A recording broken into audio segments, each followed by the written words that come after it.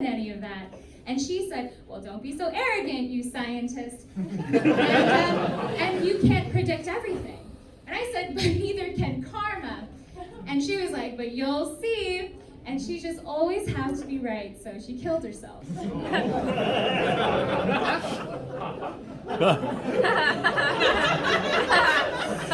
That joke's for me.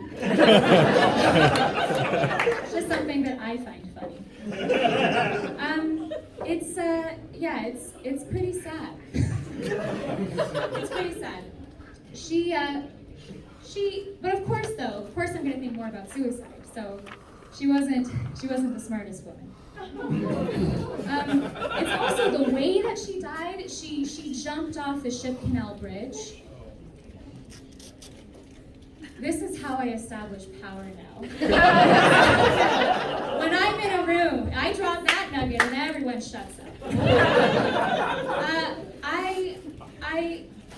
She jumped off this bridge that I frequent, and it's really sad. And it's also really inconvenient, because I was trying to visit the spot where she died.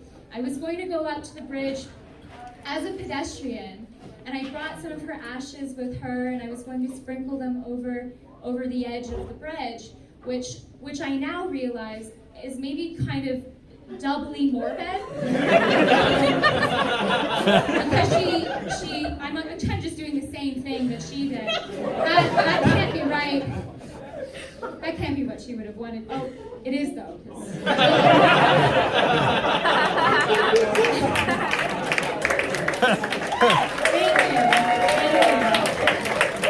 It's made it all worth it to hear this.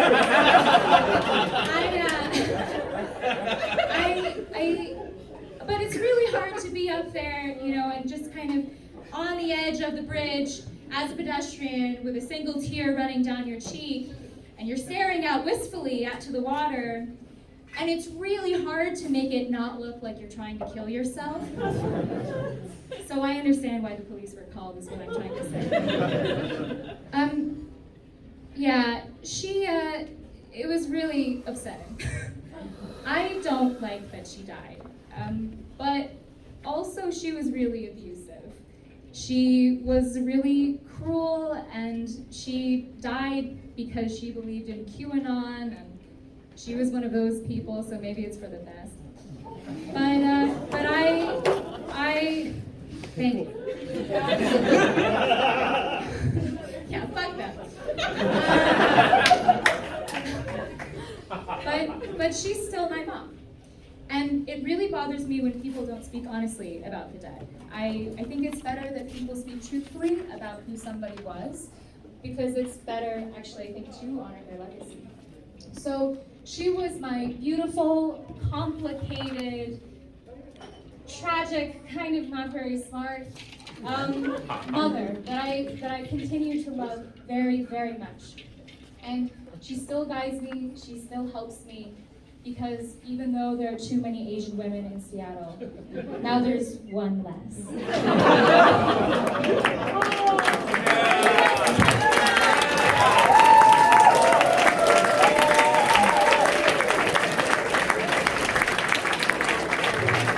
Great job, Anna. Let's give it up to the next comic, Mark Johnston.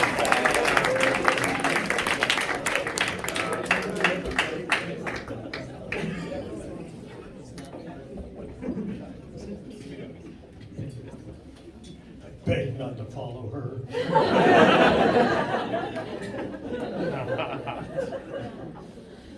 So my dad committed suicide.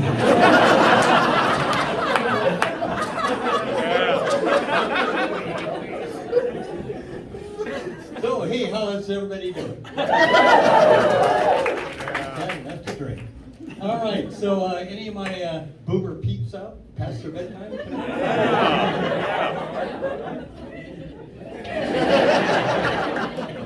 That's a boom sign. So I have heartburn, you have two tongues.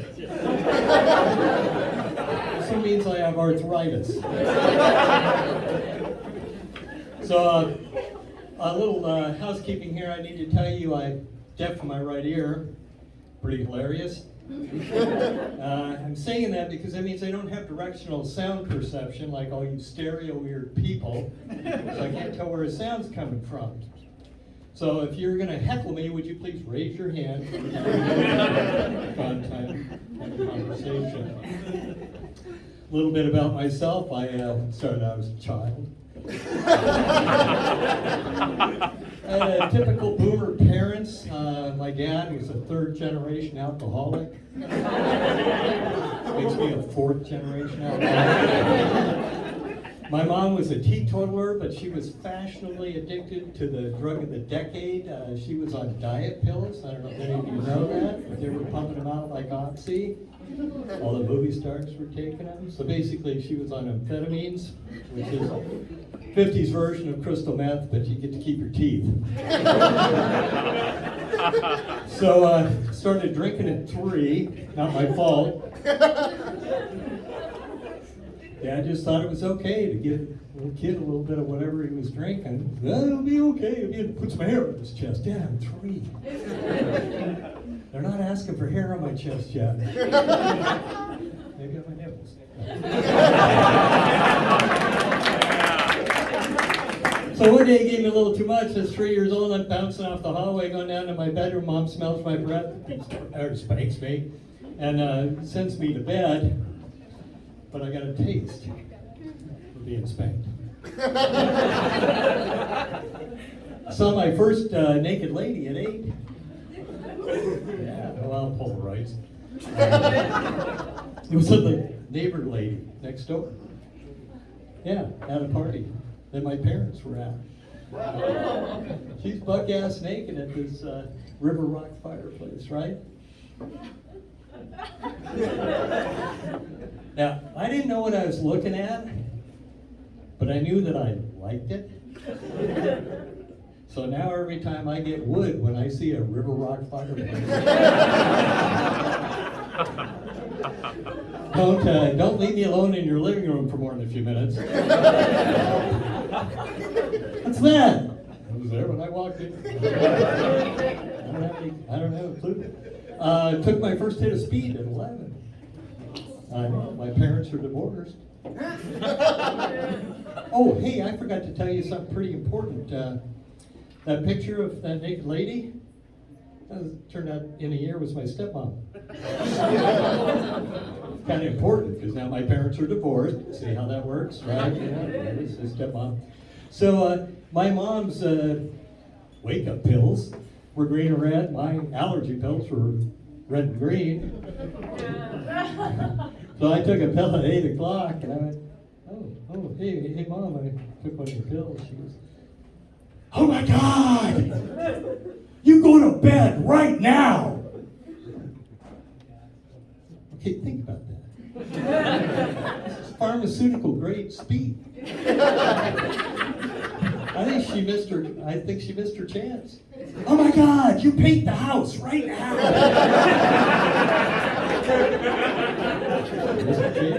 Said I'm in bed all night with the covers up to my chin going for 10 hours. But I got the taste. She had to start counting those bad boys after that. Smoked weed at 13. Totally my fault. I went looking for that. I needed something real bad by then. So, I was kind of settled down with that.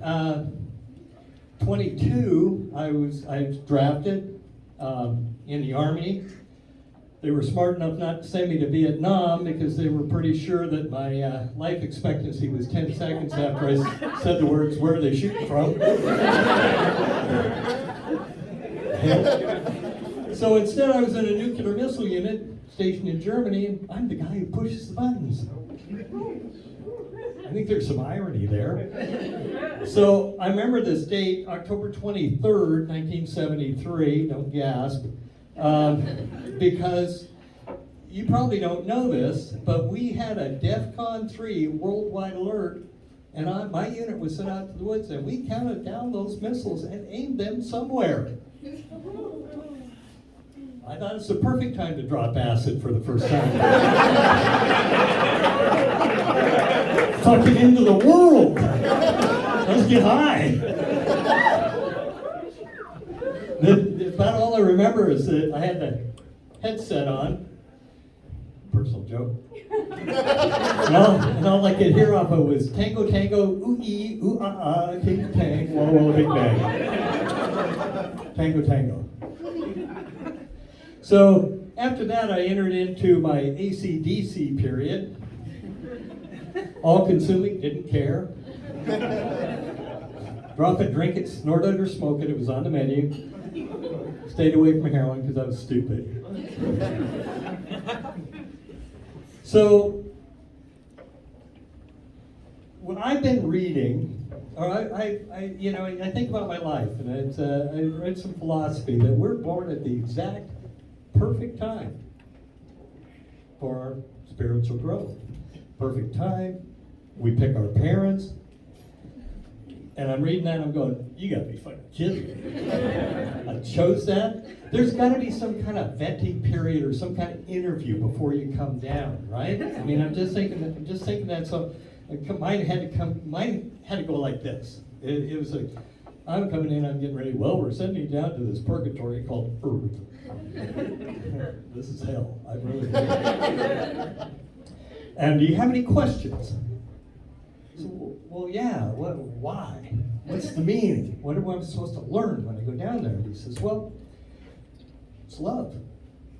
Everybody experiences different forms of love, and everybody gets to experience unconditional love at least once.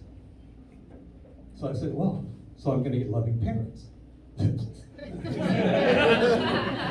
No, you get the narcissistic kind of love where they love themselves more than they love you. That's not going to happen. Well, do I find my true love? Well, you do fall in love. When you're in the military, when you're in the army, you meet somebody, you fall madly in love with her. And when you get home, she's engaged to a wealthy nightclub owner living on Lake Washington. True story. Did you know that there is a 50-year restraining order?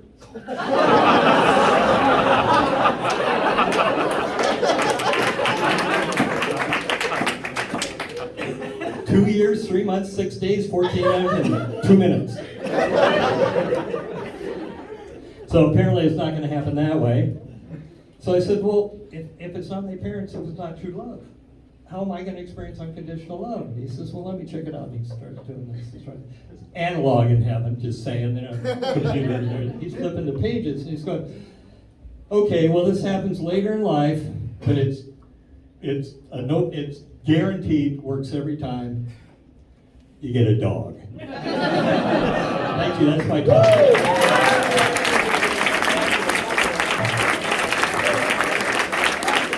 Great job, Mark. And give it up for your next comic, Christy Dawit.